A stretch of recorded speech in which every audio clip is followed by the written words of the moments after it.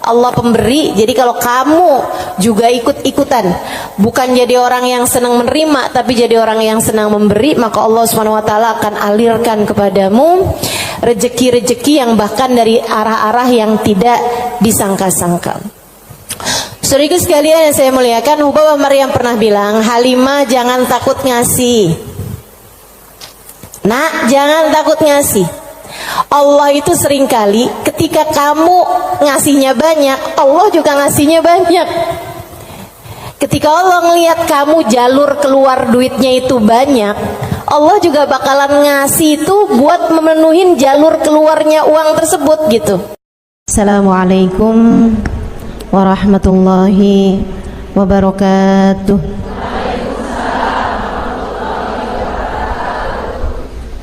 Alhamdulillah, wassalatu wassalamu ala rasulillah Muhammad ibn Abdillah wa ala alihi wa sahbihi wa man wala. Subhanaka la ilma lana illa ma 'allamtana innaka antal alimul hakim. Rabbi syrah li sadri wa yassir li amri wahlul 'uqdatan min lisani yafqahu qawli, amma ba'du. Baik, sebelum kita mulai, kita akan baca niat belajar bersama-sama. Mudah-mudahan ilmunya nanti sekali lagi jadi ilmu yang manfaat buat kita sekalian. Bismillahirrahmanirrahim. Nawaitu ta'allum wa ta'lim wan naf'a wal intifa' wal mudzakarah wat tadhkir wal ifadah wal istifadah wal hidza 'ala tamassuk bi kitabillah wa sunnati rasulillah sallallahu alaihi wa alihi wasallam wa du'a ilal huda والدلالة على الخير ابتغاء مرضاته وقربه وثوابه وحسن الخاتمة مع اللطف والعافية وصلاح العاقبة برحمتك يا أرحم الراحمين. La hadratin Nabi Muhammad sallallahu alaihi wasallam wa alihi washabihi azwaji wa dzurriyyati wa ahli baiti wasallim wa jamil anbiya wal mursalin wal kulli ajma'in. Anna Allah yaghfir lahum wa yarhamuhum wa ya'li darajatihim fil jannah wa yanfa'una barakatihim wa asrarihim wa anwarihim wa ulumihim wa nafaatihim fid din wa dunya wal akhirah. Al-Fatihah, baca bersama-sama. A'udzu billahi minasy syaithanir rajim. Bismillahirrahmanirrahim. Alhamdulillahi rabbil alamin. Ar-Rahmanir Rahim. Maliki yaumiddin. Iyyaka na'budu wa iyyaka nasta'in. Ihdinas siratal mustaqim. Siratal ladzina an'amta 'alaihim ghairil maghdubi 'alaihim waladdallin. Amin. Taqabbalallahu minna wa minkum, taqabbal ya karim. Allah tuh mau ngasih rezeki sama orang nggak pakai ada hitung-hitungannya, gitu kan? Pokoknya itu urusan langit, udah bener-bener yang Allah bilang rizqukum fis samai wa ma tu'adun, kata Allah. Rezeki kalian sudah selesai aku atur dari langit. Rezeki kalian sudah selesai aku atur dari langit. Saudaraku sekalian yang saya muliakan, nah kalau kita kepengen gitu kan kayak rezekinya digampangin, cara dapatnya gampang, menyenangkan, itu juga sama Allah udah dikasih clue-cluenya. Salah satu cluenya adalah dengan rajin sedekah. Salah satu cluenya adalah dengan rajin memberi, bukan hanya sedekah. Sedekah itu untuk orang yang kita tahu memerlukan, tapi kalau memberi buat siapapun, termasuk kita ngasih sama orang yang kita sayangi, ngasih hadiah, begitu ya.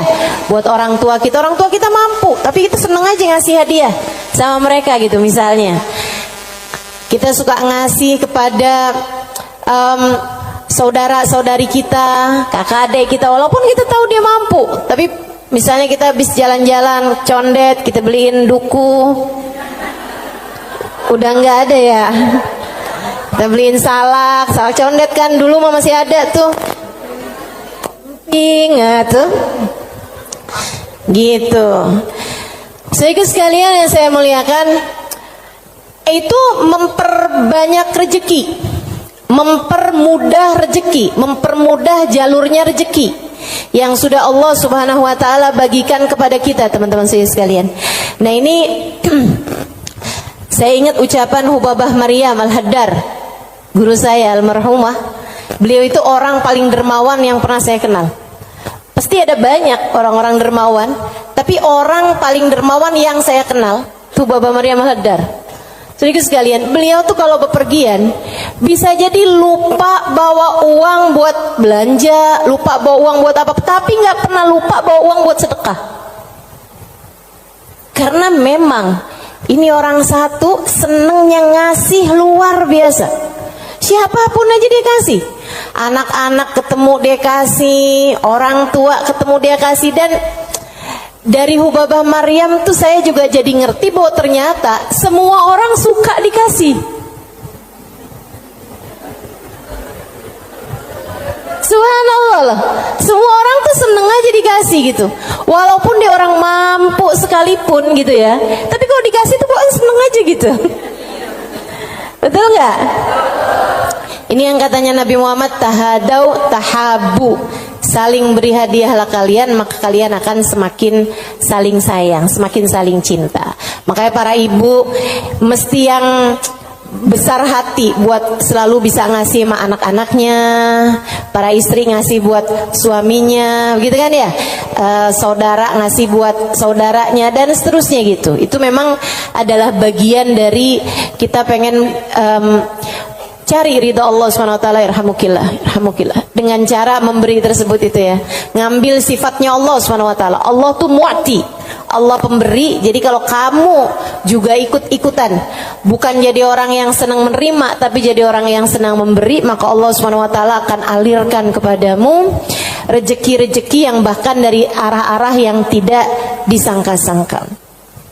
Saudara sekalian yang saya muliakan, Hubabah Maryam pernah bilang, Halimah jangan takut ngasih. Nak, jangan takut ngasih. Allah itu seringkali ketika kamu ngasihnya banyak, Allah juga ngasihnya banyak. Ketika Allah ngelihat kamu jalur keluar duitnya itu banyak, Allah juga bakalan ngasih itu buat memenuhin jalur keluarnya uang tersebut gitu. Atau Babah kayak begitu, jangan takut buat ngasih, nak, jangan takut buat ngasih. Subhanallah, itu sering saya inget-ingetin tuh, jangan takut buat ngasih, jangan takut buat ngasih. Kadang-kadang tuh orang punya banyak aja, kalau mau keluarin duit tuh kayak disuruh keluarin separuh nyawa gitu, penuh perhitungan ya. Makanya ada satu cerita, salah satu dari habaib teriak-teriak manggil anaknya. Misalnya anaknya namanya siapa? Husein misalnya. Sen. Anaknya sebelah saya nih yang namanya Husein. Sen. Si Husein ini kan dia dengar panggilan tapi dia nggak tahu ayahnya ada di mana. Dia bilang, "Bang Abah ada di mana sih, Bah? Ini Husein, Bah. Lebek, Bah." Kata abahnya, kamar mandi, nak. Iya, Bah. Dikirain suruh ngambil sabun, apa kehabisan odol gitu kan. Sen, tolong ambilin duit Abah, nak.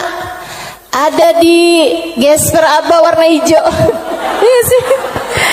Habaib-habaib kita suka punya gesper warna hijau. Gespernya habaib tuh ya. Jadi gespernya dipakai bukan buat celana panjang, tapi buat sarung. Ada yang tahu nggak? Anak-anak zaman sekarang nggak pada tahu nih, nggak seru ah.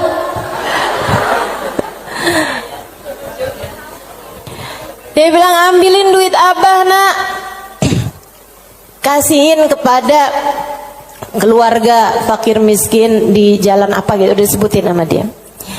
Dikerjain sama anaknya saat itu juga, diambil uangnya kemudian diserahkan kepada keluarga yang dimaksudkan sama abahnya.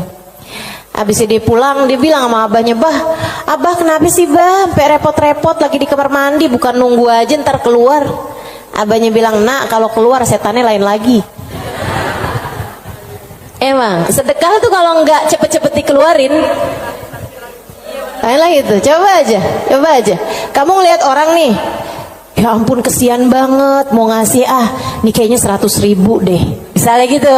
Kita inget nih di dompet kita ada 100 ribuan gitu kan. Pas kita buka dompet, tapi banyak juga loh orang kayak gitu, 50.000 aja apa ya gitu. Kelihatan ada duit yang hijau 20 ribuan. Terakhir keluarnya berapa? 5.000. Ada yang pernah begitu? Mana orangnya? Saya. Urusan sedekah luar biasa. Kalau nggak cepet-cepet dikerjain, luar biasa setannya teman-teman sekalian. Makanya mudah-mudahan Allah SWT selamatkan kita dari segala sifat pelit-pelit ini nih. Baik itu yang namanya syuh ini udah pelit yang banget pelitnya, ataupun bakhil orangnya ya. Kalau yang tadi atas syuh orangnya namanya syahih. Kalau yang kedua nih bakhil, yaitu orang yang pelit sama apa yang dia punya, ama yang jadi miliknya dia mau ngeluarinnya tuh penuh dengan perhitungan. Dan gayahnya, puncaknya orang pelit yang kayak beginian nih, puncaknya pelit adalah dia sampai berusaha untuk bisa yang wajib-wajib pun jadi nggak wajib. Gimana caranya gitu? Kayak bayar zakat gitu kan, mikir-mikir mau bayar zakat harta 2,5% dari harta kita di akhir tahun. Itu kan kalau mau dicari-cariin jalannya biar nggak keluar zakat, bisa teman-teman, bisa. Terutama nih orang-orang kayak saya nih, belajar fikih kelamaan, belajar fikihnya lama, saya tahu persis cara mengelabui hukum Islam. Tetapi teman-teman sekalian, ilmu ini walaupun saya mengetahuinya, saya tidak akan mengamalkannya buat diri saya pun juga buat orang lain. Kenapa gitu? Kamu sedang mengelabui siapa? Bukankah Allah Maha tahu segalanya? Kamu mau nih gimana caranya biar duit saya nih nggak saya zakatin? Oh, kamu begini, misalnya gitu ya. Sekedar dirubah bentuk duitnya itu, jadi tanah, jadi rumah, kan zakatnya setahun lagi. Bisa aja kayak begitu. Akan tetapi teman-teman saudara sekalian, sekali lagi ini pengelabuhan urusan dunia. Tapi kalau urusan di hadapan Allah Subhanahu wa taala, Allah tahu segalanya. Allah paham niatmu, mau deket haul, mau deket waktunya wajib mengeluarkan zakat, kamu beli tanah biar duit kamu berubah jadi tanah untuk menghindarkan kewajiban zakat. Allah paham betul urusan apa yang ada di dalam hatimu itu. Jadi janganlah sok-sokan cari-cari. Mungkin ada pendapat lain yang bikin ini jadi nggak wajib, misalnya gitu kan? Ada aja, bisa aja teman-teman saudara sekalian. Orang yang belajar fikih bertahun-tahun itu akan ngerti caranya hal-hal yang seperti itu. Tapi tentu saja kita tidak akan mengamalkannya, sebab yang kita cari bukanlah pandangan manusia, yang kita cari bukanlah hukum dunia, akan tapi yang kita cari adalah yang di sisi Allah Subhanahu wa ta'ala. Saya jadi ingat sama Syaiban. Ini yang dianggap sama Imam Syafi'i sebagai salah satu guru-gurunya Imam Syafi'i. Imam Syafi'i satu hari ditanya sama muridnya Imam Ahmad bin Hanbal, siapa aja guru-gurumu tuan? Sebutin sama Imam Syafi'i, fulan bin fulan, fulan bin fulan, fulan bin fulan. Kata Imam Syafi'i, Syaiban Ar-Ra'i. Siapa? Syaiban Ar-Ra'i. Kok saya nggak pernah dengar ya yang satu ini? Imam Syafi'i itu orang pinter, saudaraku sekalian, sangat pinter. Nih saya ceritain kecerdasan, kepandaian Imam Syafi'i. Imam Syafi'i itu kalau mau ngafal halaman 276, 277-nya ditutup dulu. Kenapa? Kenapa gitu? Karena kalau saya kelihatan suka ikutan masuk juga. Kecerdasan jenis apa itu coba? Ini kayaknya udah tingkat langit ke-7 nih cerdasnya nih. Itu bisa-bisanya gitu. Saya kalau mau ngafalin halaman misalnya 276, saya baca berulang-ulang, itu pun juga masih belum apal-apal gitu kan. Besokannya lagi saya ulang lagi, besokannya lagi saya ulang lagi juga gitu. Karena kalau nggak diulang-ulang ntar kayak suka gampang lupa nggak sih?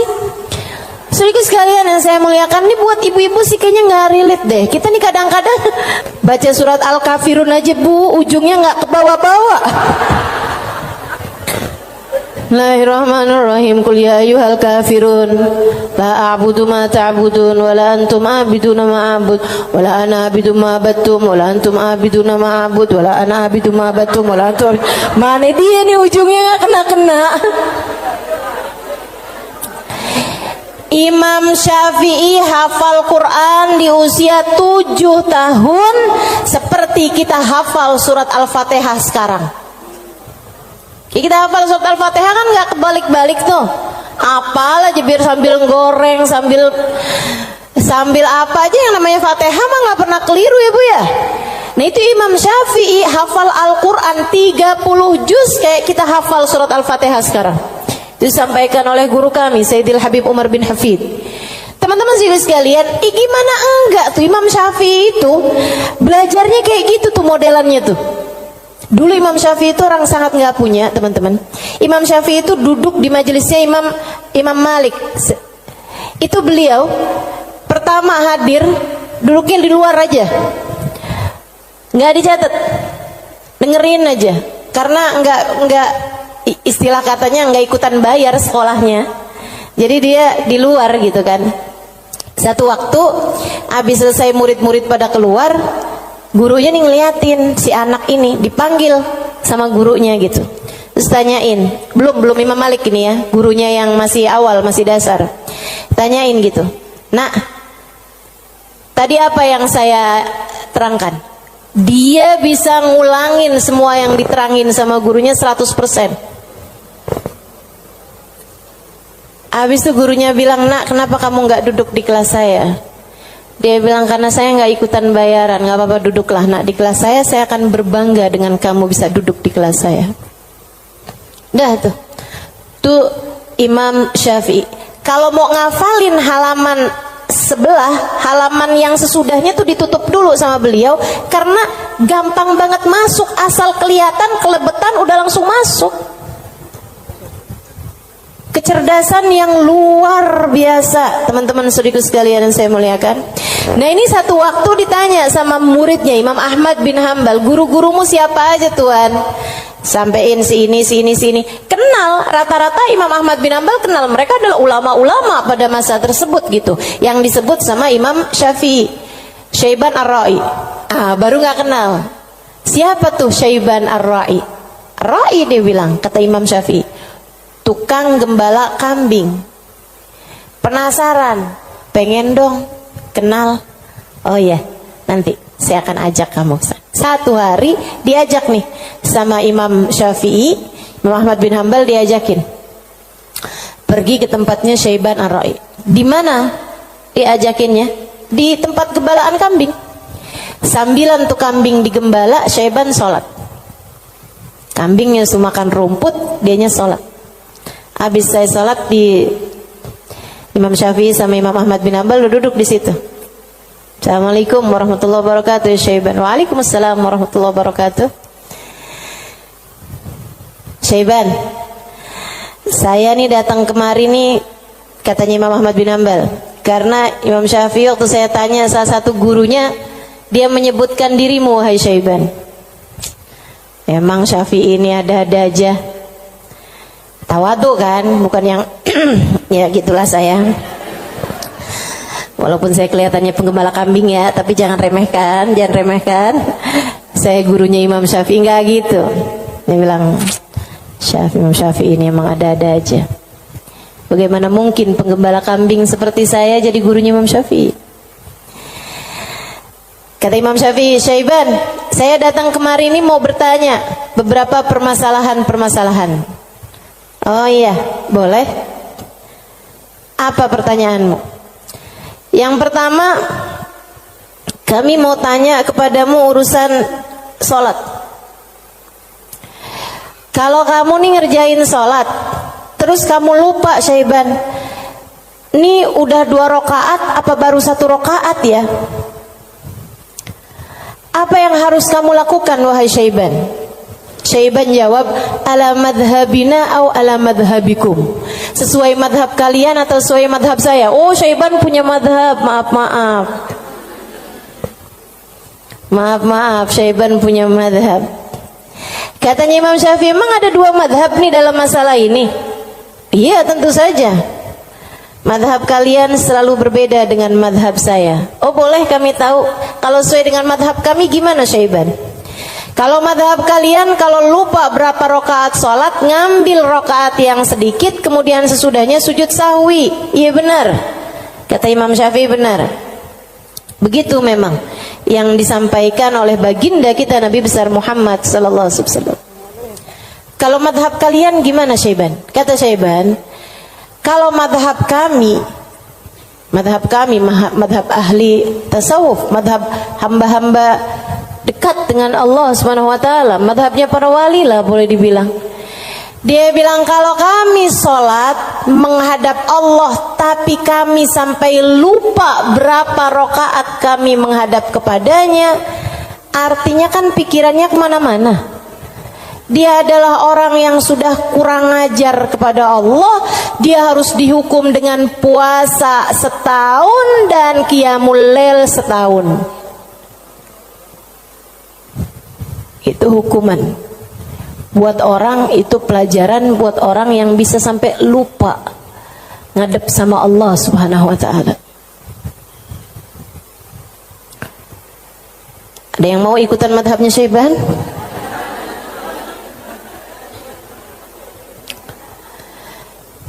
Oke. Imam Ahmad bin Hanbal dia mikir, pantesan nih orang jadi gurunya Imam Syafi'i. Nggak salah. Dia bilang pertanyaan yang kedua, wahai Syaiban, ini saya mau nanya urusan zakat. Baik. Ini kan kamu kan punya banyak kambing nih Syaiban nih, yang kamu gembalakan nih kambing-kambing mau bukan? Iya, kambing saya, kata Syaiban. Ada kayak berapa ekor lah kambingnya. Dia bilang, berapa zakatnya kambingmu ini wahai Syaiban? Syaiban kembali nanya, ala madhabina am ala madhabikum? Madhab saya apa madhab kalian? Dia bilang, emang ada 2 madhab juga nih dalam urusan zakat ini nih? Iya, selalu ada opini-opini, pemahaman-pemahaman dalam urusan agama.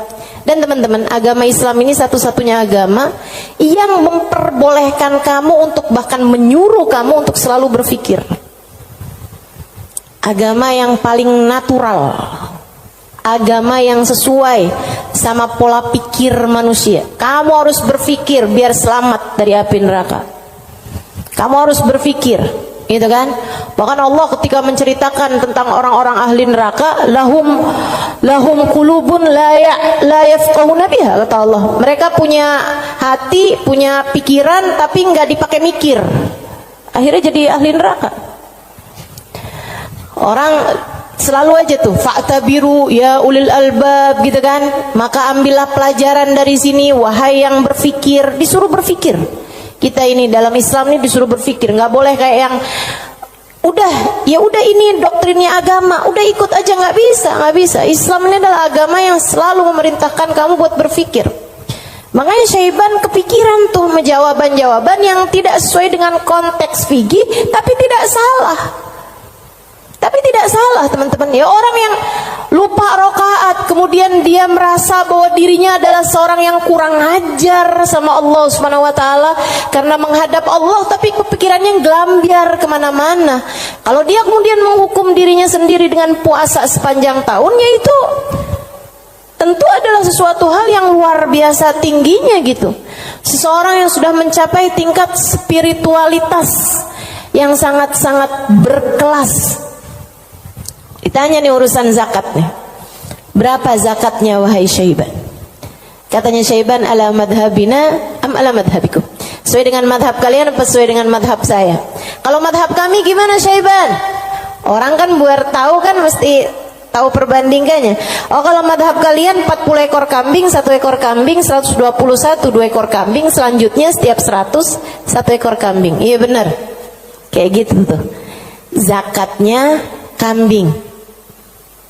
Menurut Islam sesuai dengan apa yang sudah diajarkan baginda kita Nabi besar Muhammad. 40 1 ekor kambing, 121 2 ekor kambing, selanjutnya setiap 100 1 ekor kambing. Jadi kalau kamu punya 900 ekor kambing berarti 9 ekor gitu. Kalau menurut madhab kalian gimana wahai Syaiban? Syaiban kemudian menjawab, kalau madhab kami, saya ini budak, budaknya Allah. Innama ana abd, saya ini adalah budak, budaknya Allah. Dan seorang budak tidak memiliki harta, sebab semua harta budak adalah harta majikannya. Dan itu benar, harta budak adalah harta majikannya. Jadi kambing-kambing saya ini, ya udah, terserah Allah aja. Kalau diperlukan saya kasih, kalau nggak diperlukan nggak saya kasih. Kalau kemudian misalnya nih punya kambing 20 gitu kan, tapi nih lagi ada orang mau ngawinin nih, perlu 3 ekor kambing, ya udah keluarin 3 ekor kambing. Saya nggak pernah merasa memiliki kambing-kambing saya. Berapapun yang diperlukan akan saya keluarkan, sebab bukan milik saya, semua hanyalah milik Tuan saya. Saya hanyalah budak, yang saya miliki adalah miliknya Tuan saya. Tuh, hamba berkelas. Makanya mereka tuh ngeluarin duit sebanyak apapun nggak pernah merasa berat. Kenapa? Ngerasanya cuma dititipin doang, nggak pernah ngerasa itu adalah milik dia gitu. Ngerasanya cuma dititipin doang. Makanya sedekahnya gede-gede teman-teman. Berjuang dengan hartanya tuh besar-besar. Dan saya ketemu orang-orang semacam itu. Punya duit berapa dikeluarin segitu-gitunya tuh. Itu ketemu orang-orang yang seperti itu gitu. Masya Allah, Masya Allah. Mudah-mudahan Allah angkat kepelitan dalam diri kita, insya Allah. Semoga Allah angkat sifat bukhl dalam diri kita, sifat syuh dalam diri kita ini. Amin ya rabbal alamin. Wa amma man bakhila bil infaq fi wujuhil khairat. Adapun orang-orang yang pelit dalam menafkahkan hartanya pada jalan-jalan kebaikan, wa taraikir kurubat, dan arah-arah gurubat, arah-arah ibadah. Maksudnya kalau disuruh keluarin hartanya buat yang lain misalnya gitu ya, dia ngawinin anaknya, wuduh jor-joran tuh. Tapi kalau giliran suruh nyumbang, itulah ya, dia punya hartanya banyak nih. Kalau misalnya duitnya itu mau dipakai buat bikinin pesta, bahkan sekedar pesta ulang tahun yang tiap tahun tuh keulang, itu ya, itu dia akan kerjain gitu kan. Ulang tahun ulang tahun perkawinan ulang tahun anaknya, ulang tahun cucunya, dia keluarin hartanya gampang banget gitu. Tapi giliran bikin maulid dong, ini kan lagi bulan maulid, udah banyak kok yang bikin maulid. Ya kalau gitu nyumbang deh buat orang yang bikin maulid, udah banyak yang nyumbang buat bikin maulid gitu. Jadi kalau urusannya yang kebaikan-kebaikan gitu kan, tuh ada pondok pesantren tuh lagi susah, oh ya udah deh ntar aneh sampein deh sama orang itu tuh, orang itu kaya tuh, banyak tuh duitnya tuh. Dia lupa kalau duitnya juga banyak. Ada orang-orang yang kalau jalan-jalan yang lain dia royal, dia biasa aja gitu, ngeluarinnya nggak berat. Tapi di saat dia suruh ngeluarin untuk jalan-jalan kebaikan, dia ngerasa berat. Yang kayak begini, ma'at tamakkun min dzalik, padahal dia mampu untuk melakukan itu, fahaluhu ahwan min halil ladzi qabla, keadaan dia masih lebih mending daripada keadaan orang-orang yang di atasnya, yang syuh atau yang yang syahih atau yang bakhil tuh ya. Yang atasnya itu sampai dengan yang wajib-wajib aja dia nggak mau keluarin. Kalau yang ini yang wajib sih dia keluarin sih. Yang wajib dia keluarin. Cuman kalau yang sunnah-sunnah gitu, kayak nyumbang-nyumbang, ngasih-ngasih sama orang, gitu-gitu dia tar dulu deh, duit saya juga nggak segitu banyaknya gitu kan. Ada orang nih susah-susah nih, terus dia bilang gitu, emang beneran susah anak-anak yatim gitu kan, korban bencana alam atau apa gitu, emang beneran susah. Itu juga mau ngeluarinnya kayak yang berat banget gitu. Yang kayak beginian gimana nih? Ahwan minal ladzi qabla, mendingan sih daripada yang sebelumnya. Sebutnya apa? Wa yusamma bakhilan aidan, disebut juga orang bakhil juga. Li'annahu qad athara al-mal wa laqiba fi imsaki, karena dia mendahulukan harta untuk dirinya sendiri dan dia senang buat pegangin hartanya. Wa bakhila bi badlihi fi ma huwa arfa' lahu wa anfa' inda rabbih min ad-darajatil ula wal khairatil baqiyah fid daril akhirah. Karena dia itu kan bakhilnya itu menyelahkan sesuatu yang dia rasa lebih bermanfaat. Kalau dia disuruh nyumbang nih, kayak dia akan mikir yang daripada saya nyumbang, mendingan juga buat sekolah anak aja nih dulu, mendingan buat ngirimin anak dulu aja, mendingan buat ini aja, mendingan buat itu aja. Kayak yang dicari-cari gitu keperluan dia itu, mendingan ganti horden aja, mendingan ganti karpet aja, mendingan ada pintu model baru, mendingan saya ganti pintu aja, mendingan saya pokoknya gitu aja gitu. Daripada dia mencari-cari, maksudnya daripada dia mengeluarkan hartanya untuk urusan-urusan yang sifatnya akhirat, dia akan lebih memilih untuk yang buka cabang aja, buka usahanya lebih luas aja, mendingan ini aja, mendingan itu aja, kayak gitu. Atau bahkan mendingan buat kawin lagi aja. Itu ngebantu orang juga. Dia akan nyari perempuan yang miskin juga. Gimana tuh? Wa madamal insan yarjah imsakul mal ala badli fi mahabillah wa maradi fa huwa ghairu khalin an syai'in minal bukhl. Dan sesiapa orang, selagi seseorang itu masih lebih mendahulukan, masih lebih mementingkan megang hartanya daripada menyerahkannya di jalan yang diridhoi Allah dan yang dicintai Allah, maka artinya orang tersebut belum kosong dari sifat pelit. Artinya dia masih punya sifat pelit dalam dirinya. Uang kamu nih antara kamu serahkan buat beli sesuatu duniawi, sama kamu serahkan buat kepentingan akhirat, kamu ringanan mana? Ya kita masih lebih ringan untuk urusan-urusan dunia kita kan? Betul nggak?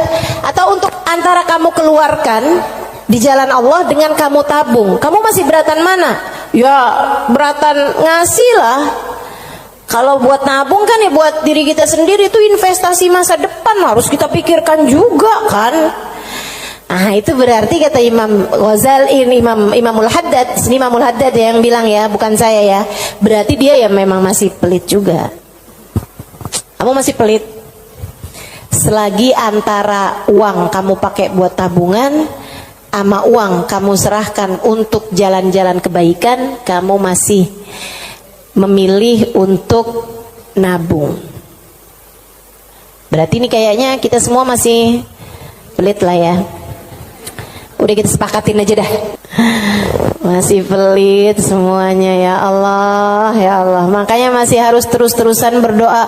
Allahumma inni a'udzubika minal ajzi wal kasal wa'ud. Allahumma inni a'udzubika minal hammi wal hazan wa a'udzubika minal ajzi wal kasal wa a'udzubika minal jubni wal bukhl wa a'udzubika min ghalabatid dain wa qahrir rijal.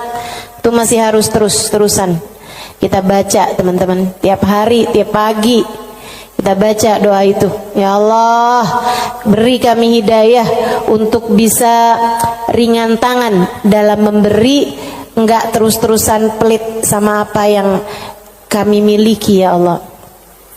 Wala yakunul insan jawadan sakhiyan hatta yakuna badlul mal fi mahabbillah arja inda wa ahab ilaih min imsaki. Dan seseorang itu belum bisa disebut dermawan, belum bisa disebut sakhi, belum bisa disebut orang karim, orang dermawan sampai dia merasa bahwa menyerahkan uang di jalan Allah lebih dia sukai daripada menabung, daripada pegang duit itu, daripada dia nggak ngasihnya di jalan Allah gitu.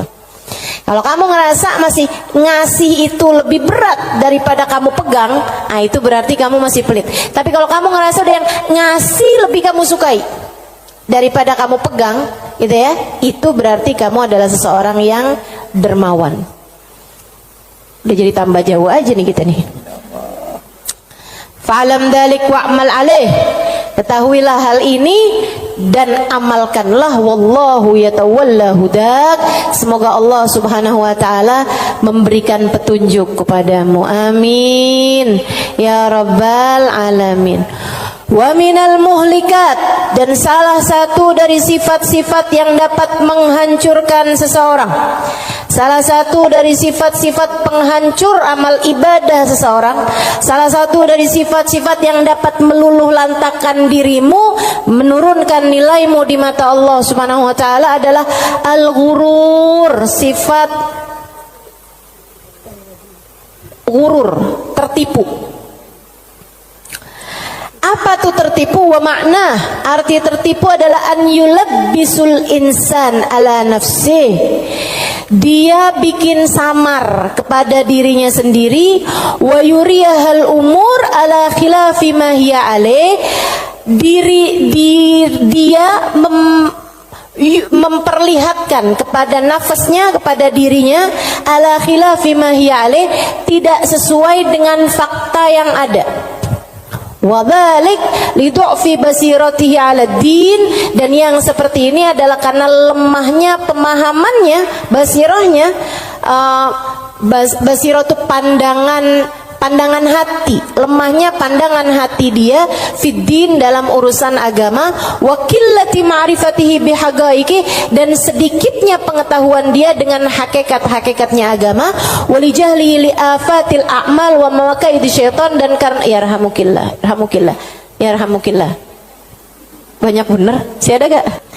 Walijahlihi, dan karena ketidakfahaman dia biafatil a'mal, dengan penyakit-penyakitnya amal, wa makaid syaitan, dan tipu dayanya syaitan, walighalabati hawa nafs alaih, dan karena menangnya hawa nafsu menghadapi dia, wa rukunihi ila amaniha wa khuda'iha, dan karena tenangnya dia dengan angan-angannya dirinya sendiri serta tipu dayanya dirinya sendiri. Waqad qala Allah taala, dan Allah Subhanahu wa taala telah menyampaikan muhadziran li ibadihi minal ghurur, memberi peringatan kepada hamba-hambanya tentang bahayanya ketertipuan ini.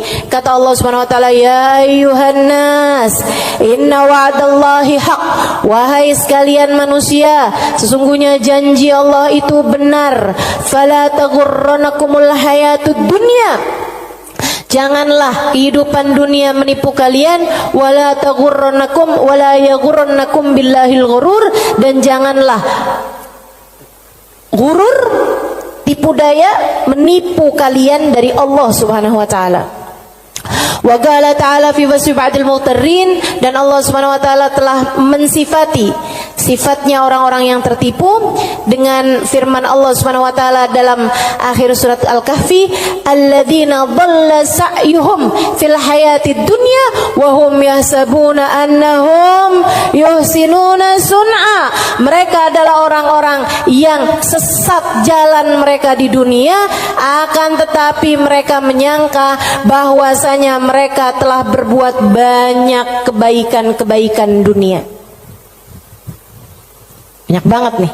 Nanti Imam Ghazali, Imam Al-Haddad akan menerangkan tentang mereka-mereka ini. Wa qala ta'ala, dan Allah Subhanahu wa taala juga menyampaikan, walakinnakum fatantum anfusakum wa tarabbastum wartabtum wa gharratkumul amani hatta jaa amrullah wa gharrakum billahil ghurur. Ini ayat sebelumnya sangat indah sekali nih teman-teman. Sebentar saya akan bukakan. Kata Allah Subhanahu wa taala, walakinnakum fatantum anfusakum, akan tetapi kalian telah menipu diri-diri kalian sendiri, wa tarabbastum, dan kalian menunda-nunda, wartabtum, dan kalian merasa ragu, wa gharratkumul amani, dan kalian tertipu dengan angan-angan kalian sendiri, hatta jaa amrullah, sampai datang ajal menjemput kalian, wa gharrakum billahil gharur, dan kalian telah tertipu, dan tipu daya telah menipu kalian dari Allah Subhanahu wa taala. Al-Hadid ayat 14. Al-Hadid ayat 14.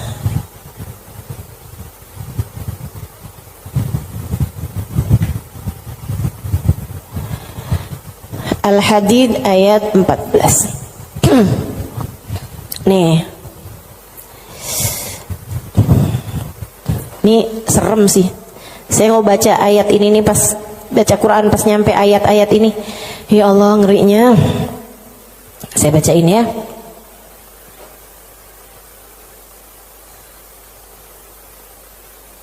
Dari mana ya enaknya nih ya? Dari ayat 11 deh. Al-Hadid dari ayat 11. A'udzu billahi minasyaitonir rajim. Man dzalladzi yuqridullaha qardan hasana fayudha'ifahu lahu wa lahu ajrun karim. Kata Allah, siapa di antara kalian yang mau menghutangi Allah? Ini Allah nih dari taunya orang-orang tuh ama hartanya tuh medit banget, pelit banget, sampai Allah bilang, kamu di saat sedekah, kamu nggak lagi ngasih buat orang, kamu lagi ngasih hutangan kepadaku, kata Allah. Kamu lagi ngasih tuh, kamu lagi ngasih hutang sama aku, kata Allah. Man dzalladzi yuqridullaha qardan hasana, siapa yang menghutangi Allah dengan hutangan yang bagus. Hutangan yang bagus tuh ada orang miskin dikasih. Ya, ada orang yang kepengen sekolah, nggak mampu sekolah, kamu sekolahkan. Ada janda-janda yang kepengen usaha, nggak punya modal, kamu modalin, gitu kan? Ada orang tua-tua yang emang udah nggak bisa lagi usaha, kamu berikan nafkah bulanan kepada mereka gitu. Ada yang lagi ngebangun misalnya pondok pesantren atau masjid yang memang tidak akan kembali berupa keuangan ya, maksudnya secara langsung gitu kan. Nah itu semuanya ini disebut sebagai jalan-jalan kebaikan. Allah menyebutnya sebagai qardhan hasana, hutangan kepada Allah. Kenapa Allah bahasanya sampai pakai utang? Dan yang hutang itu Allah, kayak Allah tuh lagi yang tenang, utang, aku akan bayar. Dan aku kalau bayar nggak main-main, aku lipat gandakan minimal 10 kali lipat. Dan teman-teman, saya sih nggak tertarik sama urusan 10 kali lipat. Kamu sedekah, balik 10 kali lipat. Saya nggak terlalu tertarik sama itu. Saya tertarik sama sesuatu yang kita nggak bisa beli pakai uang. Yang kita nggak bisa beli pakai uang, itu yang lebih membuat saya tertarik ketika bersedekah. Maksudnya gini nih, kalau misalnya kayak kalau kamu ngasih 100.000, Allah bakal gantikan dengan 1 juta, 10 kali lipat kan? Saya nggak terlalu tertarik sama yang begituan. Saya lebih tertarik kalau kamu kasih 100.000, Allah akan berikan kepadamu Halimah sesuatu hal yang bahkan kamu nggak bisa belinya dengan uang. Dan itu nyata teman-teman. Kamu nggak bisa beli kesolehan anakmu. Mau beli di mana? Mau beli di mana? Kamu pergi cari apapun, kamu nggak bisa beli kesolehan anakmu. Kayak apa rasanya kamu bangun di waktu malam, terus kamu lihat, kok kamar anak saya nih lampunya masih nggak gelap semuanya ya. Biasanya kalau tidur dia gelap semua. Kamu buka pelan-pelan kamar anakmu, karena memang kamu udah bilang sama anakmu untuk kalau tidur jangan dikunci misalnya gitu. Kamu buka kamar anakmu dan di sanalah kamu lihat di jam 2 malam, jam 3 malam dia sedang bersimpuh di atas sejadahnya. Kamu bisa beli di mana hal kayak begituan? Saudariku sekalian yang saya muliakan, kamu punya anak-anak hatinya baik-baik. Bahkan kamu punya suami hatinya menyayangi kamu dengan tulus, bisa beli di mana? Kamu memutuskan untuk pakai skincare, pasang filler, kamu udah sulam alis, sulam bibir, kamu bahkan mungkin oplas, nambahin tingginya hidung, belum tentu bikin hati suamimu sayang padamu, betul? Beli di mana tuh rasa sayangnya suami kepada seorang istri? Belinya sama Allah Subhanahu wa ta'ala. Sebab Allah yang menggerak-gerakkan hati manusia. Saudaraku sekalian yang saya muliakan, Allah tuh kalau kamu kasih hutangan sama Allah Subhanahu wa ta'ala, kamu sedekahkan hartamu di jalan Allah Subhanahu wa ta'ala, Allah bisa bayar kamu dengan hal-hal yang gak bisa kamu beli pakai uang. Keberkahan kehidupan, kesolehan hati anak-anak, rasa sayang, rasa cinta di hati suamimu kepadamu, hati yang damai, kehidupan yang tenang, hati yang bahagia dalam taat pada Allah Subhanahu wa ta'ala. Bahkan hidayah, inayah, taufik dalam dirimu, teman-teman saudaraku sekalian. Gimana caranya mau beli? Kamu bisa bangun di waktu malam, kemudian 2 rakaat, 4 rakaat, 6 rakaat kamu mengerjakan ibadah pada Allah. Kemudian kamu beristighfar, kemudian kamu berdoa, kemudian kamu menyebut-nyebut namanya. Kenikmatan yang kayak begituan kamu gak bisa beli pakai uang. Itu hidayah dari Allah Subhanahu wa ta'ala. Suamimu gak mau sholat kecuali dengan berjamaah, itu hidayah dari Allah Subhanahu wa ta'ala. Yang beginian nih hidayah-hidayah menuju kepada surga Allah Subhanahu wa ta'ala. Hati lapang, hidup bahagia, hati tenang, gak bisa dibayar pakai uang.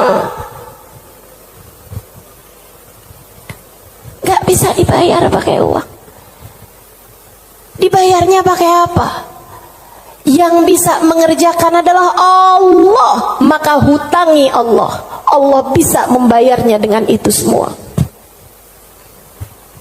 Karenanya saya sampaikan teman-teman, saya gak tertarik sama yang kalau kamu sedekah balik 10 kali lipat.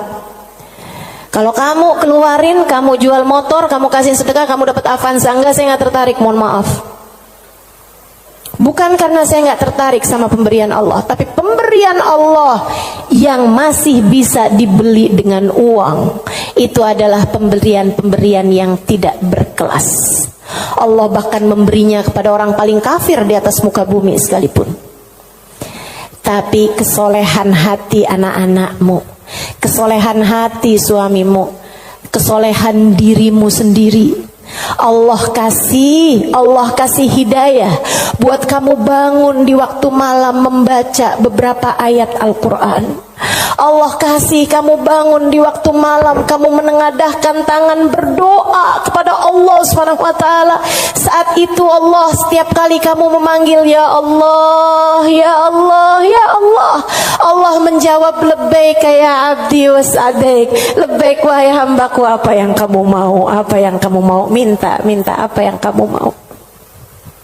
Ampuni dosa-dosa saya ya Allah. Allah bilang labbaik hambaku, aku ampuni dosa-dosamu. Mudahkan saya berbuat kebaikan ya Allah, labbaik hambaku, labbaik hambaku. Aku akan memudahkanmu berbuat kebaikan. Kasih saya ilmu yang manfaat ya Allah, labbaik hambaku. Aku akan beri padamu ilmu yang manfaat. Saudariku sekalian yang saya muliakan, yang ini nih tidak akan Allah berikan kecuali kepada hamba-hambanya yang Dia cintai. Assalamualaikum warahmatullahi wabarakatuh.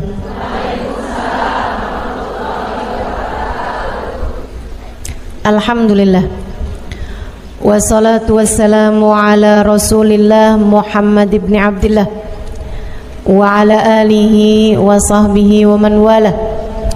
Subhanaka la ilma lana illa ma 'allamtana innaka antal alimul hakim.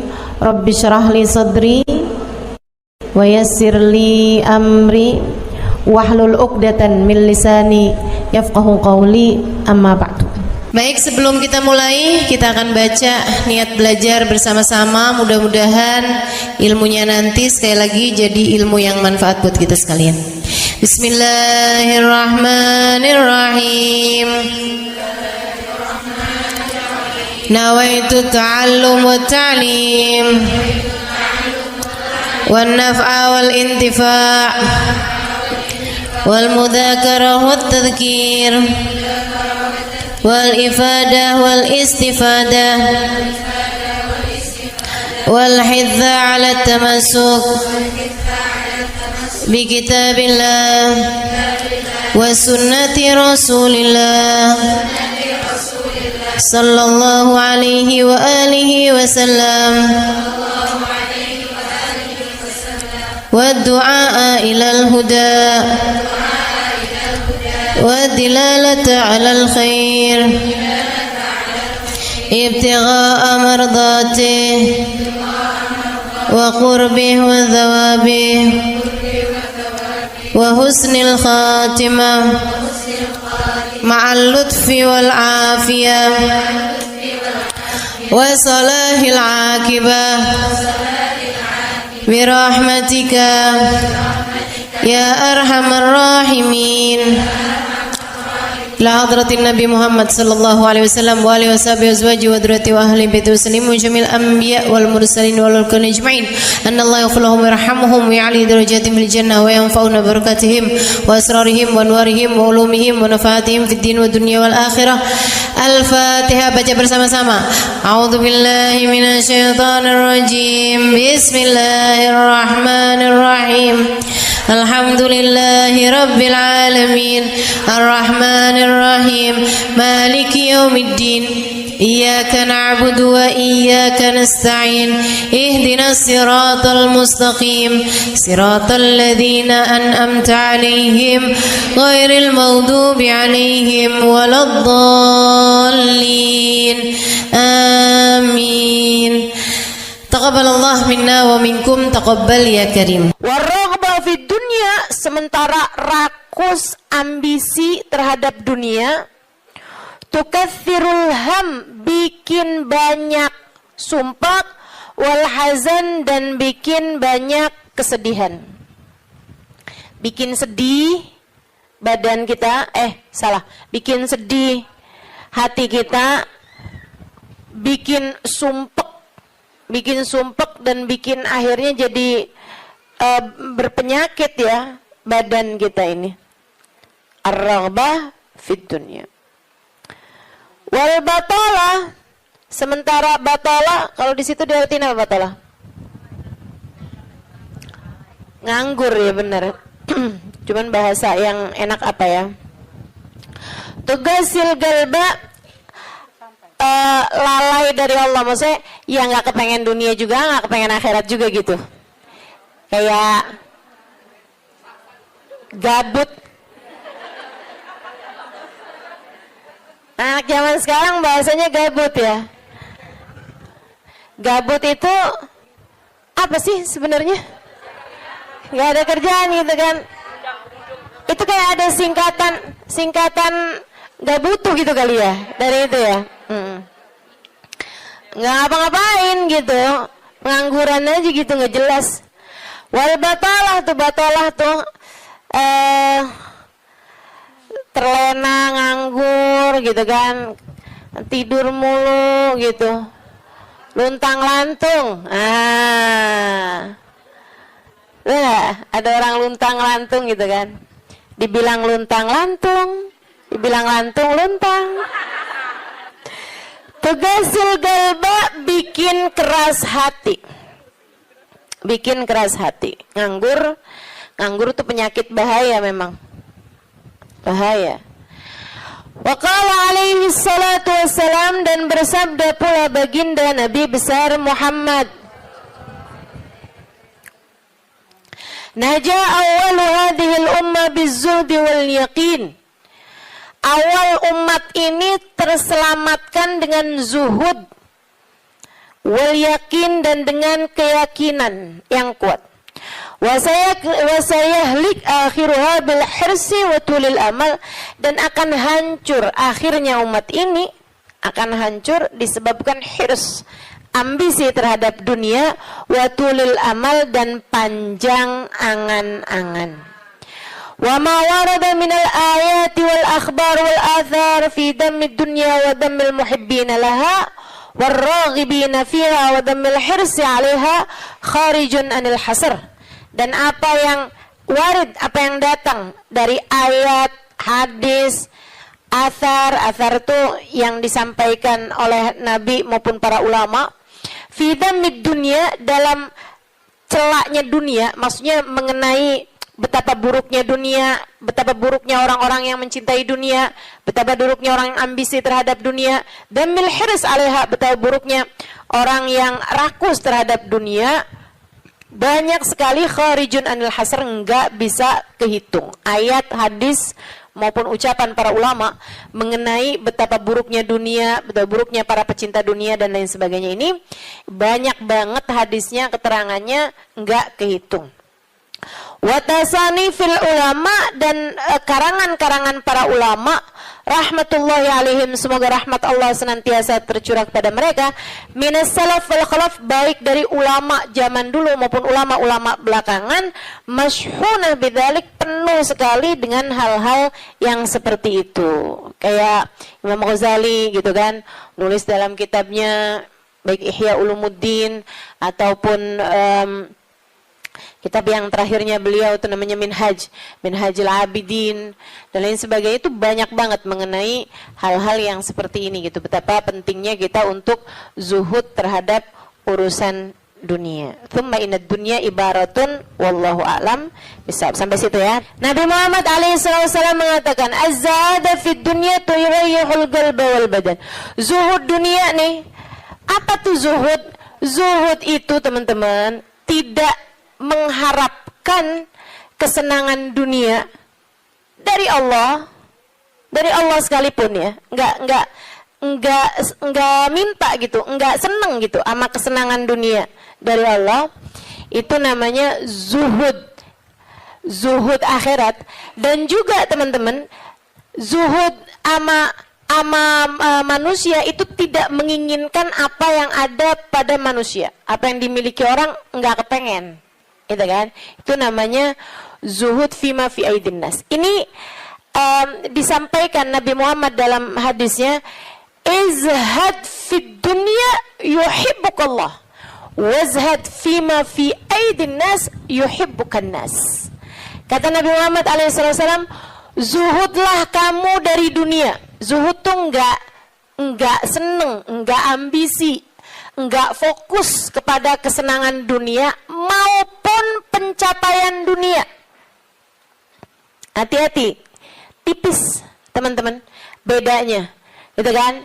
Pencapaian dunia, saudara sekalian, kayak gini loh, banyak followers, majelisnya jadi rame, itu tipis tuh antara kamu kepengen akhirat sama kamu kepengen dunia. Buat siapanya? Bukan buat yang hadir. Saya rasa kalau yang hadir mudah-mudahan baik gitu kan. Tipisnya itu buat pelaku-pelaku dakwah, baik yang rumahnya buka buat majelis atau dia buka majelis, atau yang ngajarnya nih gitu. Karena kalau tujuannya senengnya itu adalah urusan-urusan dunia, tuh tipis banget setan nantinya tuh bisa masuk dari arah situ. Dari arah situ masuknya. Izhad fid dunia, kata Allah SWT. Makanya dari tipisnya nih yang saya sebut tadi itu ya, kayak keinginan kamu tuh dunia apa akhirat, keinginan kamu tuh pujian manusia atau pujian Allah. Itu sampai-sampai banyak dari para wali-walinya Allah SWT meninggalkan kemasyhuran dunia karena khawatir sama hatinya. Banyak saudaraku sekalian. Sampai ada di antara para wali itu yang sampai berpura-pura nyuri. Sampai dikejar orang gitu kan. Kenapa dikejar orang? Karena yang dia curi adalah bajunya seorang perempuan yang lagi mandi. Ada orang lagi mandi. Wali loh yang ngerjain. Untung belum zaman viral internet ya. Ini kalau zaman viral internet kayak apaan tuh orang ngejudge dia tuh kan, udah nganggepnya udah hancur banget dah gitu. Tapi memang itu yang dicari sama beliau. Yang dicari sama beliau adalah menghindar dari kepopuleran, menghindar dari apa yang orang-orang cari dari kemuliaan dunia karena khawatir hatinya terselip rasa keinginan untuk dianggap mulia di dunia menghancurkan kemuliaannya di akhirat. Serem bener buat orang-orang kayak saya yang sama Allah dikasih pegang mic di depan, ya kan? Teman-teman saya sekalian, nggak gampang. Makanya kalau ada yang bisa kamu lakukan untuk saya, doain, biar bisa ikhlas, doain, biar bisa benar gitu, jaga hati, doain, biar disayang Allah gitu. Kesian nih, begitu udah masuk nih setan, teman-teman saya sekalian, setan tuh ya datang ke pedagang beda, datang ke orang awam beda, datang ke ulama beda lagi. Waduh, yang datang ke ulama nih setannya juga ulama. Setannya juga kelas profesional, gitu kan? Jadi nggak ecek-ecek gitu loh. Setannya juga setan-setan berkelas, teman-teman saya sekalian. Nah itu kan yang belum tentu selamat gitu, belum tentu selamat. Masya Allah. Ada tuh zamannya Imam siapa ya? Ada Imam Ghazali cerita dalam Ihya-nya. Kita suka ketawa-ketawa tuh dengerin cerita Imam. Maksudnya kalau baca ceritanya Imam Ghazali yang begitu-begituan. Kata Imam Ghazali dalam Ihya-nya tuh ada orang atau di Minhaj ya, wallahu a'lam, pokoknya salah satu kitabnya Imam Ghazali lah. Imam Ghazali cerita ada orang, dia itu ulama, teman-teman. Cuman ulamanya itu masih suka yang ya gitulah, masih ada kesenangan dunianya. Senang sama popularitas, senang sama dimuliain orang, senang sama ini sama itu. Ada satu ulama khomul.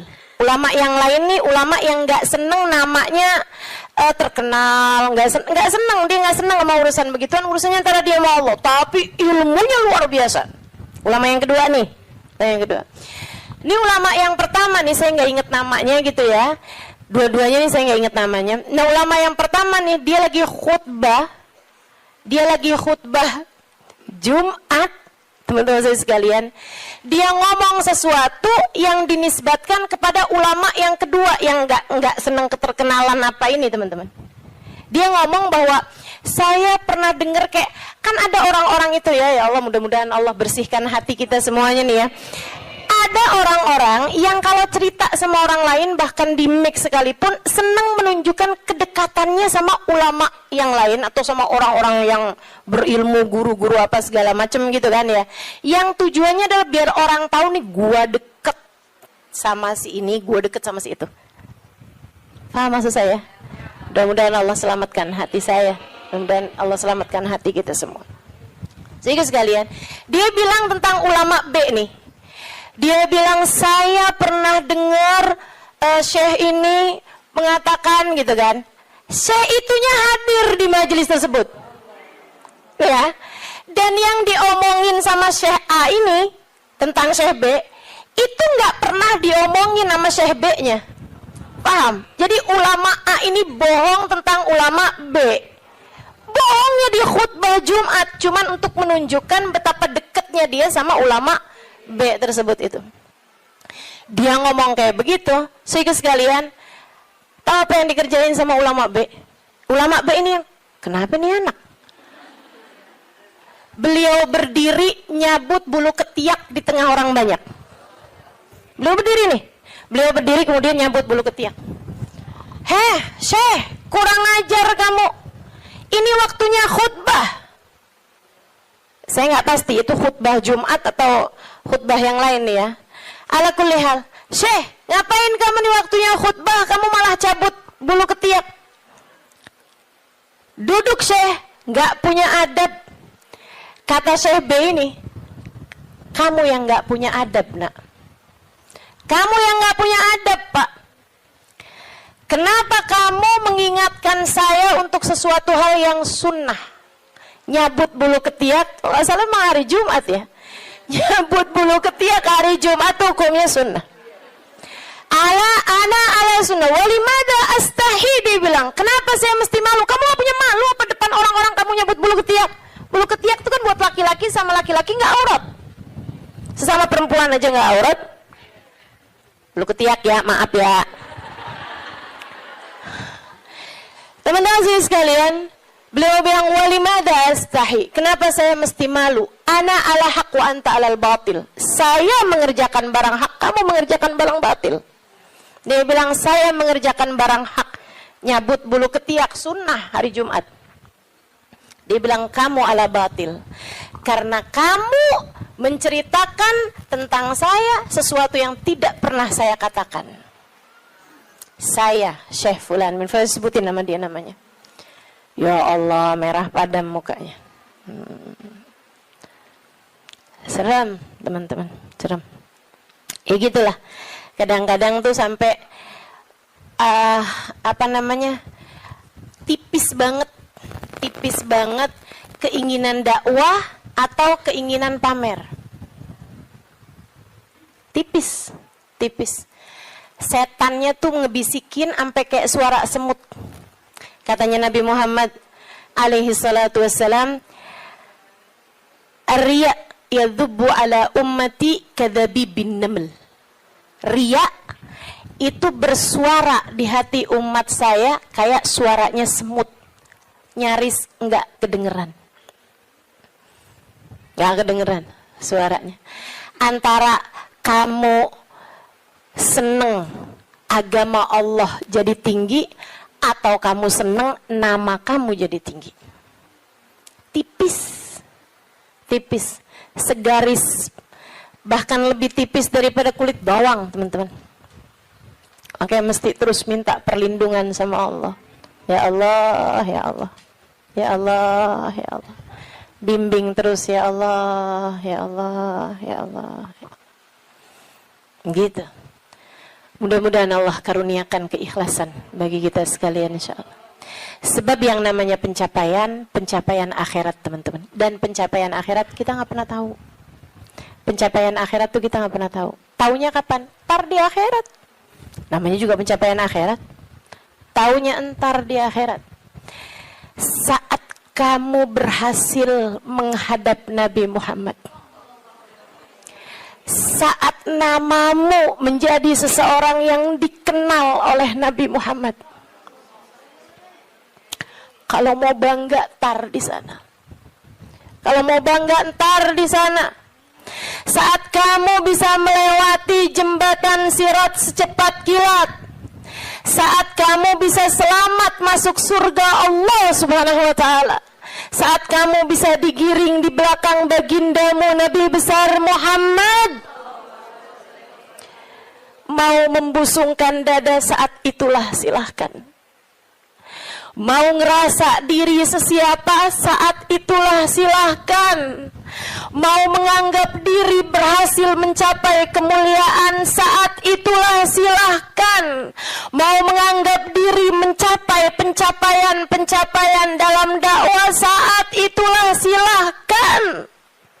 silahkan. Mau menganggap diri soleha, saat itulah silahkan.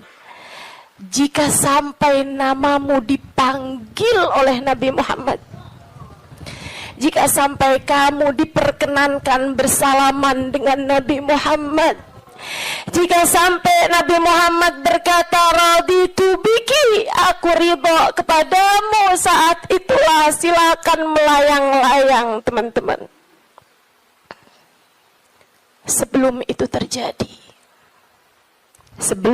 terjadi, kamu masih antara-antara, kamu masih ada di tepi jurang. Selagi itu belum terjadi, kamu masih ada di persimpangan jalan antara dinaikkan kepada Allah atau dihancurkan oleh Allah Ta'ala.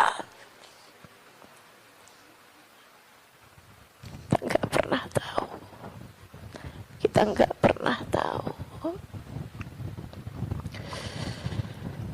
Makanya selalu minta sama Allah, ya Allah, karuniakan keikhlasan agar ngerti melakukan sesuatu hanya untukmu, ya Allah. Karuniakan keikhlasan, mengajar karenamu, belajar karenamu, buka majelis karenamu, hadir majelis karenamu, nyumbang majelis karenamu. Karuniakan keikhlasan, ya Allah. Salat karenamu, sedekah karenamu, bantu orang karenamu. Begitu enggak lillah, dilepeh sama Allah, teman-teman, jadi apa? Enggak jadi apa-apa. Mau ribuan jamaah, mau kayak gimana yang terjadi juga, kalau dilepeh sama Allah jadi apa? Ditolak sama Allah, mau apa kamu? Mudah-mudahan Allah karuniakan keikhlasan.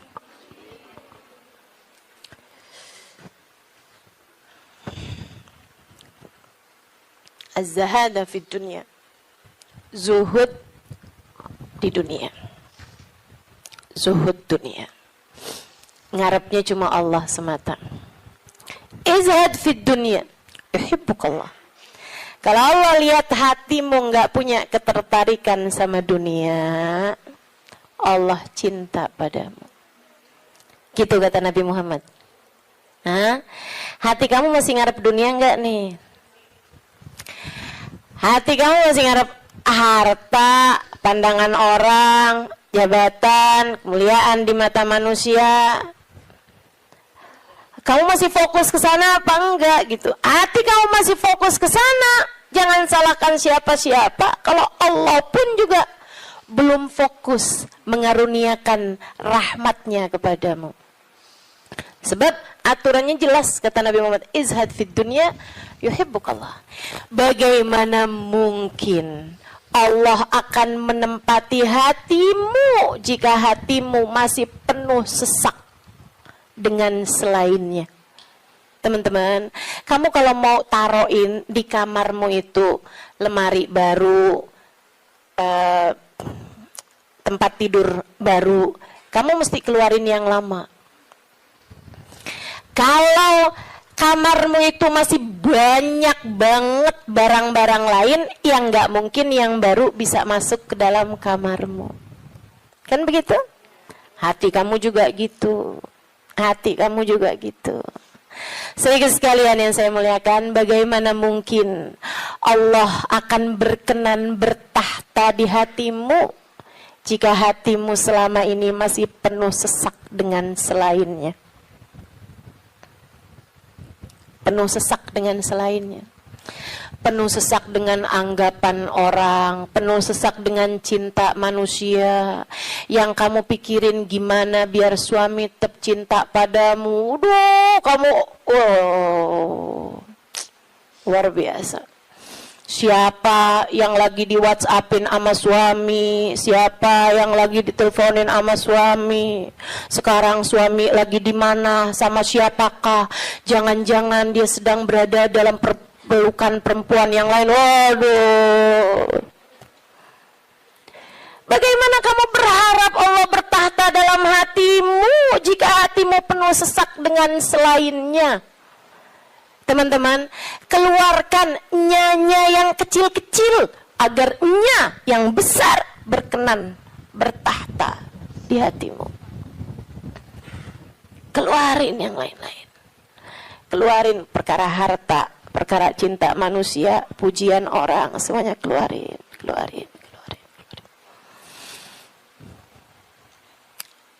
Jangan selalu nanya apa yang saya inginkan, apa yang saya ingin kerjakan. Tapi selalu bertanya, apa yang Allah inginkan, apa yang Allah mau saya kerjain. Terus gitu. Hidup belajar terus insya Allah. Izhad fi dunia, kata Allah. Kalau Allah lihat hati kamu kosong dari mencintai dunia, Allah akan bertahta di dalamnya. Allah akan cinta kepadamu, teman-teman. Yuhibbukallah, kamu akan dicinta sama Allah kalau begitu. Wazhad fima fi aidin nas yuhibbukan nas.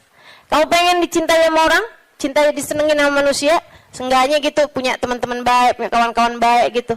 Orang nggak jauh dari kamu itu juga nggak apa-apa, bagus. Caranya katanya Nabi Muhammad, izhad fima fi aidin nas. Zuhudlah kamu dari apa yang dimiliki sama orang. Jangan selamitan, jangan kepengen apa yang dipunya sama orang.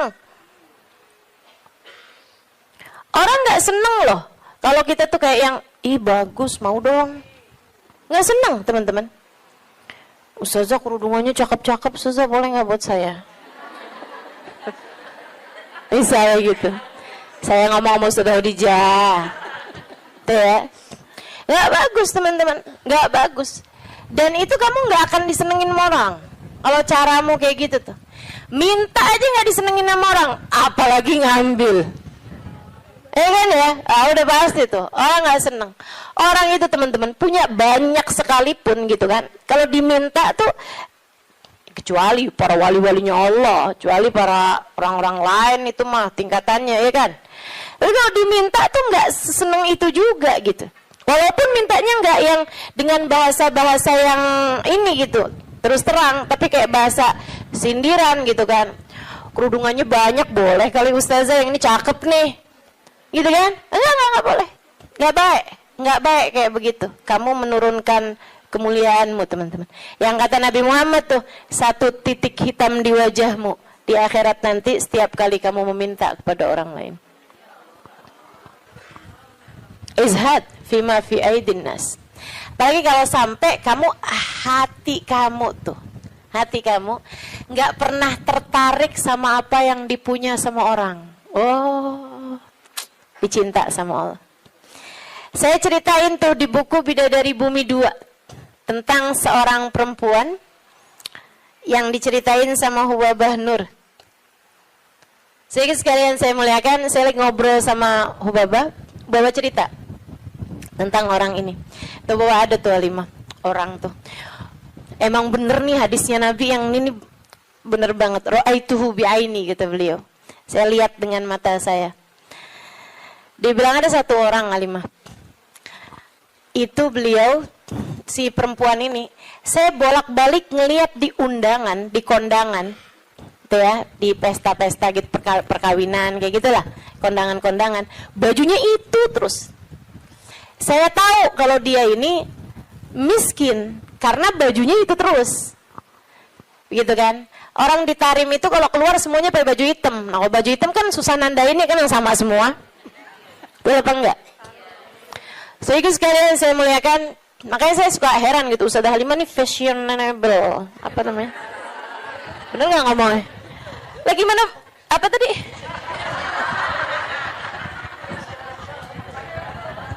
Gimana ngomongnya? Nah itu dah, pokoknya itu dah. Lah orang saya tiap hari pakai hitam. Begitu ya. Sehingga sekalian, nah ini kan kalau keluar mah agak susah ditandain karena kan semuanya hitam gitu. Tapi kan kalau pas kondangan tuh, orang sana itu kalau kondangan dalam ruangan semuanya perempuan, mereka dandan. Mereka pakai baju gitu kan. Pakai baju yang berwarna-warni, ya. Pakai baju warna-warni, nggak ada yang pakai baju hitam tuh, nggak ada yang pakai baju hitam. Saya waktu dulunya nggak tahu gitu kan, saya pakai baju hitam aja gitu masuk. Buka. Waduh, gimana nih mau buka ya? Habisannya terus udah ngerti gitu lama-lama.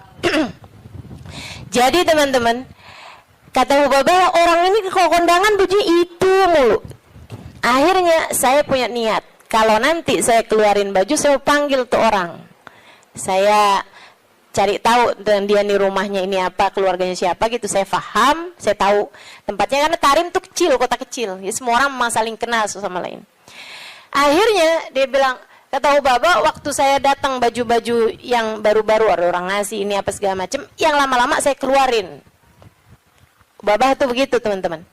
Ngajarin kepada kita jangan sampai yang, aduh penuh banget, kamu masuknya iya, keluarnya kagak gitu kan. Ada yang masuk, ada yang keluar.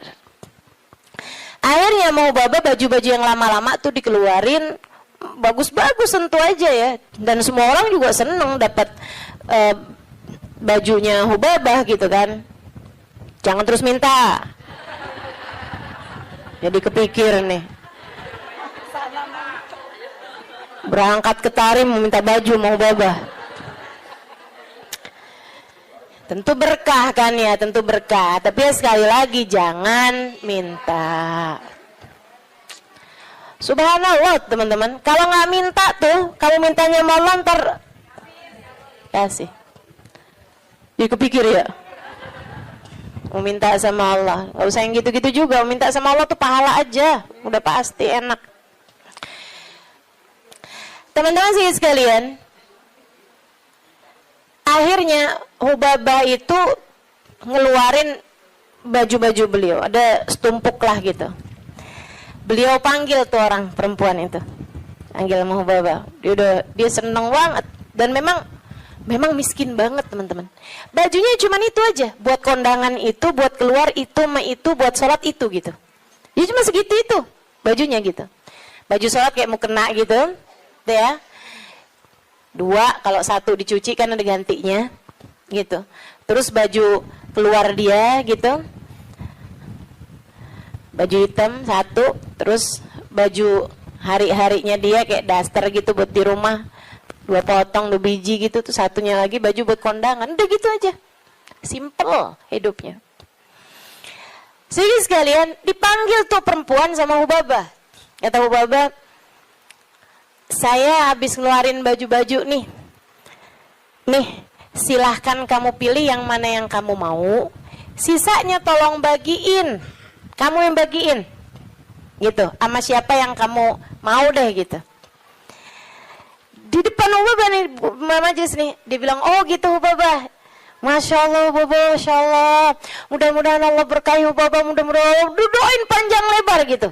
Saya pikir orang alhamdulillah ya, saya memberi kepada orang yang tepat nih gitu. Orangnya seseneng itu gitu dikasih baju. Makasih Hubabah, makasih. Mudah-mudahan Allah tambahin Hubabah, mudah-mudahan doa apanya. Habis itu dia masih 1, wah ini cocok nih buat ponakan saya nih. Kata, wah ini cocok nih buat teman saya sih itu. Satu lagi, oh cocok nih buat adik saya nih, ini cocok nih buat tangga saya, ini cocok. Sampai habis semuanya, nggak ada satupun yang buat dia. Kata Hubabah, begitu semuanya buat orang lain tanpa ada satupun yang buat orang tersebut, ya Allah, 5 saat itulah saya jatuh cinta padanya. Bener banget yang Nabi Muhammad bilang, izhad fima fi aidin nas yuhibbukan nas. Ketika kamu tidak tertarik sama apa yang dipunya sama manusia lain, sama orang lain, justru manusia akan cinta padamu. Manusia ini memang unik. Allah tuh seneng kalau ada orang seneng sama apa yang dimiliki sama Allah, Allah seneng. Allah tuh diminta seneng. Allah itu kalau ada orang tertarik sama apa yang ada pada Allah, surga, gitu kan? Itu kan yang Allah janji-janjikan kan?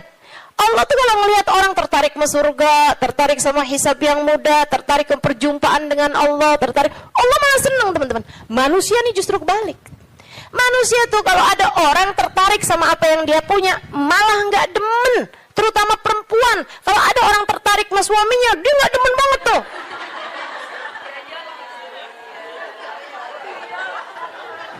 Ya iya kan, Mang, saya kan lagi bilang. Allah kan nggak gitu. Allah punya kekasih namanya Muhammad. Kalau ada orang tertarik sama Nabi Muhammad, Allah seneng banget. Allah cinta banget, ya kan? Tapi kita kan nggak gitu. Kita punya tas. Kalau ada orang tertarik sama tas kita, boleh dong. Nggak demen kita. Betul. Kita lagi makan nih, terus ada yang kayaknya enak tuh yang di piring. Boleh nggak perkedelnya buat saya aja? Gedek apa seneng? Gedek, teman-teman, nggak seneng. Kesel kita. Gitu, emang manusia tuh kayak gitu. Sama apa yang dia punya, orang lain tertarik, dia nggak senang. Dia nggak senang. So, itu sekalian yang saya muliakan. Katanya Ubabah, begitu dia tidak tertarik sama apa yang saya punya, bahkan sama sesuatu yang udah saya bagiin, udah saya kasih sama dia, dia nggak tertarik terhadap dunia, saya jatuh cinta sama dia. Masya Allah.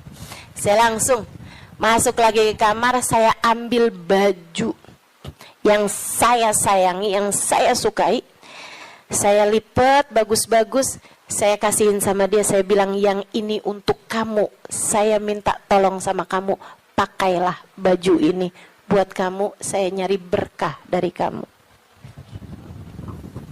saya pengen dapat berkah kamu, tolong pakailah baju saya ini untuk kamu. Ubabah nyampe tolong-tolong sama dia. Masya Allah. Tuh saudariku sekalian, orang tuh bisa mulia kayak gitu tuh. Jadi yang memuliakanmu tuh bukan harta. Sebagaimana yang sering saya sampaikan padamu, kemuliaanmu tidak ada pada harta, kemuliaanmu tidak ada pada tahta, jabatan, kemuliaanmu tidak ada pada rupa, kecantikan. Enggak gitu ya. Kemuliaanmu tidak ada bahkan pada ilmu. Kemuliaanmu tidak ada pada ibadahmu juga enggak. Teman-teman saya sekalian, ibadah mah kita kerjain aja. Tapi bukan berarti kamu udah ibadah terus kamu jadi mulia, enggak gitu juga. Kemuliaanmu ada pada Allah Subhanahu wa taala. Allah berikan kepada siapapun yang Dia kehendaki. Makanya nyari mulia, deketi Allah. Deketi Allah. Mudah-mudahan kita tidak dihalangkan untuk bisa dekat dengan Allah Subhanahu wa ta'ala. Itu zuhud, teman-teman. Suatu hal yang perlu banget buat kita minta. Ya. Katanya Imam Ghazali, kalau buat zuhud kayak zuhudnya orang-orang dulu, kayak zuhudnya para sahabat, oh kamu nggak sanggup tuh. Kamu nggak sanggup. Menjadikan semuanya buat Allah, kayak yang saya ceritain kemarin tentang Syaiban Ar-Ra'i.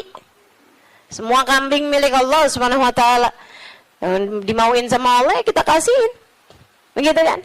Kita nggak benar-benar punya, katanya Syaiban. Ini kalau mau zuhud-zuhud kayak orang-orang dulu gitu rada berat, teman-teman.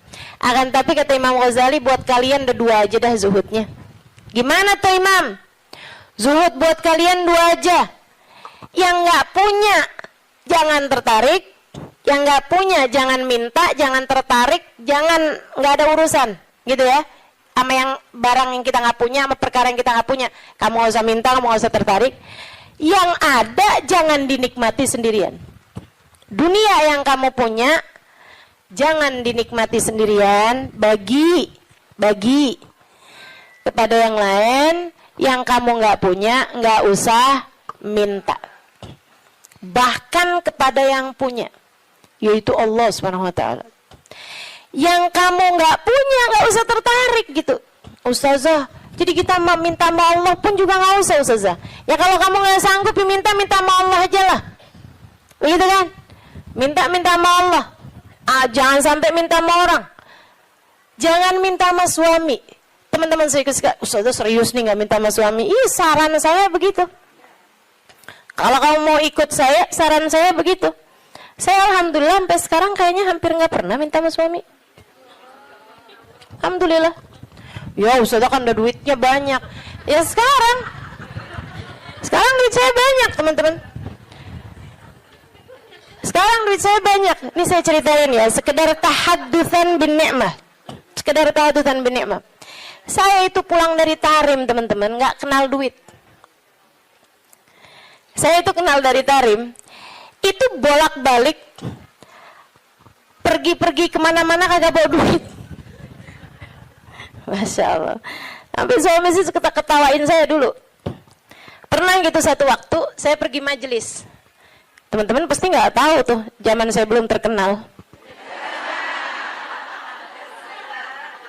Tahun 2003, tahun 2002 gitu kan. Saya pernah ada majelis maulid. Banyak dulu majelis maulid yang saya hadir nggak diminta bicara, banyak. Saya berulang kali hadir di Al-Hawi nggak diminta bicara. Ya hadir aja nggak apa-apa. Kenapa emang? Kita ngarep berkah, teman-teman. Ustazah kalau sekarang hadir di Al-Hawi nggak diminta bicara, hadir apa enggak? Ya hadir lah. Beberapa tahun yang lalu juga saya hadir di Kuitang nggak diminta bicara, nggak apa-apa. Kenapa emang? Kenapa emang? Lah kenapa kamu yang repot? Kenapa tuh? Repot kamu? Kalau saya nggak diminta bicara, kamu repot? Nggak apa-apa, teman-teman. Emang kenapa? Kita dapat berkah dari hadir. Kita dapat ilmu dari yang menyampaikan. Kan begitu? Kalau kita diminta bicara, ya bicara. Kita diminta nggak bicara, ya nggak usah pengen bicara. Biasa aja. Diminta diam, kita diam. Diminta bicara, kita bicara. Kan begitu. Hamba Allah subhanahu wa ta'ala.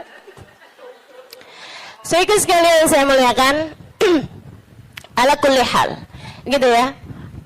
Enggak, saya cuma mau bilang aja, maksudnya bahwa yang sekarang kamu kenal itu dulunya juga nggak dikenal, kan begitu ya?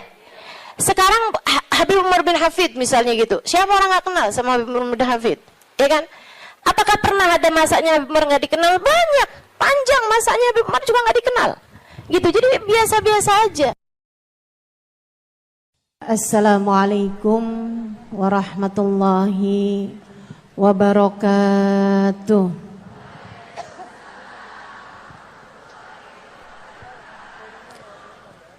Alhamdulillah. Wassalatu wassalamu ala Rasulillah Muhammad ibn Abdillah wa ala alihi wa sahbihi wa man wala. Subhanaka la ilma lana illa ma 'allamtana innaka antal alimul hakim. Rabbi shrah li sadri wa yassir li amri wahlul 'uqdatan min